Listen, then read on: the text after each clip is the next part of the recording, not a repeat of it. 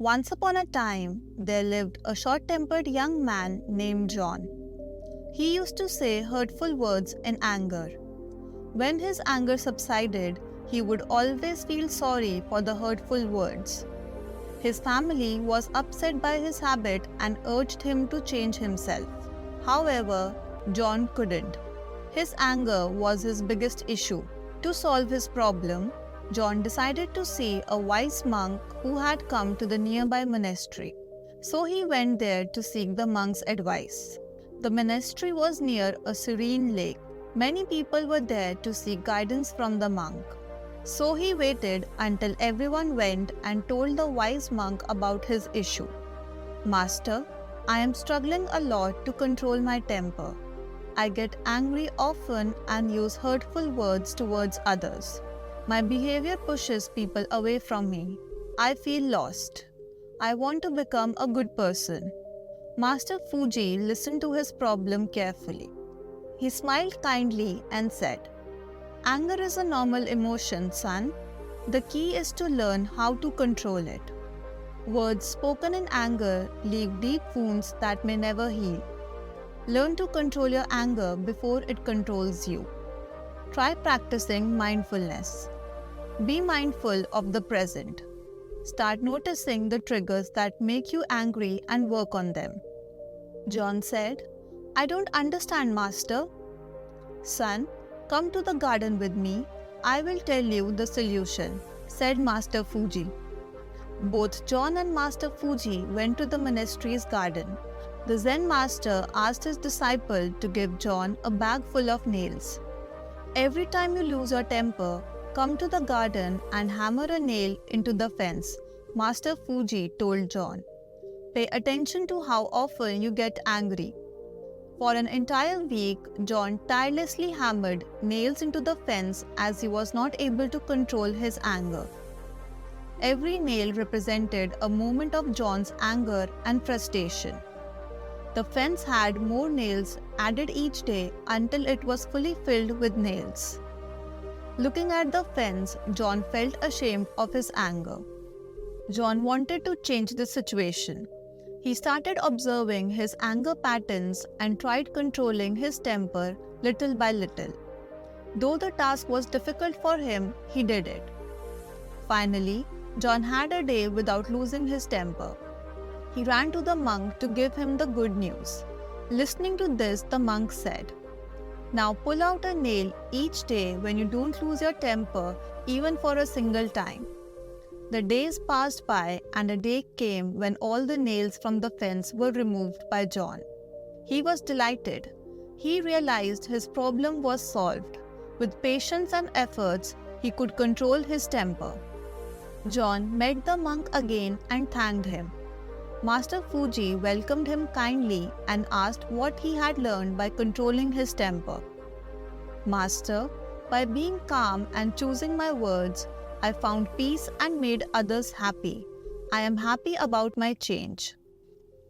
Master Fuji asked with a smile, "John, do you know why I gave you a bag of nails and asked you to pin them on the fence?" John gently replied, "No, Master." The master took John to the garden. He said, "My son, look at the holes in the fence. These holes have been made by the nails you hammered. This wooden fence will never be the same again. Similarly, when you say hurtful things in anger, it leaves a scar just like these holes in the other person's mind and heart." John was shocked. He felt guilty for hurting others. He understood that changing from within involved finding himself. Master Fuji helped him see goodness in everyone. The monk made him more loving and complete. The monk's words made John understand the task's narrative. The monk wanted him to recognize the influence of his words on his family and others. "Everyone has problems," said Master Fuji. "Everyone loses their temper. It's okay to be angry with someone for a valid reason. It's not okay to lose your temper often. A mother scolds her child for misbehaving. A father yells at his child over poor grades. A boss yells at an underperforming employee.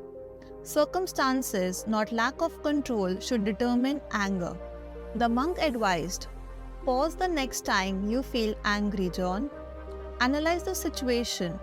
Justified anger is not a problem. Otherwise, control your emotions and words. Start speaking again when you are ready and composed. The wise monk looked at John, blessed him, and entered the monastery. John's journey taught him that changes come from within. So, my dear friends, avoid unnecessary anger like John. Try to control your temper and your emotions. My friend, when you are angry at someone the next time, try to remember this. Don't let anger control you. We often regret saying things in the heat of the moment. Treat the words you are saying like bullets. A bullet once fired cannot return. Similarly, words said can never be taken back. Hurtful words leave lasting scars. The wounds that are caused by these words are like irreparable fence holes. In the story, even though John changed, he could do nothing to repair the fence holes. Therefore, we too need to learn to control our anger, even in the difficult situations. For that, it is necessary to stay present in the moment, which can be done by practicing mindfulness. If you practice mindfulness, you become more aware of your behavior. You can also identify your anger triggers.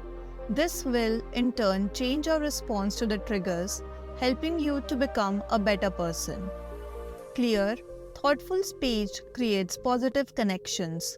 It helps us to control our anger and allows us to express our opinions calmly. Anger is a negative emotion that eradicates our inner self. When we allow anger to consume us, it corrodes our peace of mind, compassion, and empathy. Anger breeds hostility, breeding a toxic environment within and around us. It fractures relationships, damages trust, and isolates us from others. Let go of anger, nurture your inner self, and embrace a life filled with peace and serenity. So, my dear friend, John's story teaches us why it is vital to have good emotional health. A healthy emotional state will help you create and strengthen relationships with others. If you have learned something from this video, share it with your friends and family and spread the teachings of Buddhism.